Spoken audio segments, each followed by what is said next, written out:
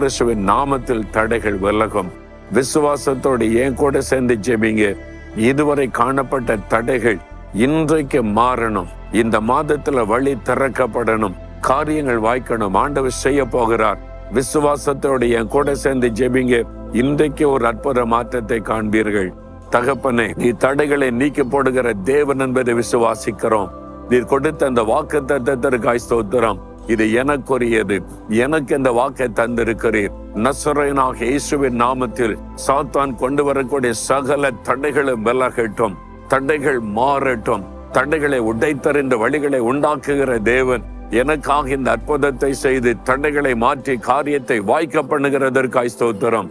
தகப்பனே, இந்த மகளுக்கு, இந்த மகனுக்கு தடைகளை மாற்றி இந்த நாட்களிலே காரியத்தை வாய்க்க பண்ணுகிறதற்காய் ஸ்தோத்திரம், ஸ்தோத்திரம். இயேசு கிறிஸ்துவின் நாமத்தில் ஜெபிக்கிறோம். ஆமேன், ஆமேன்.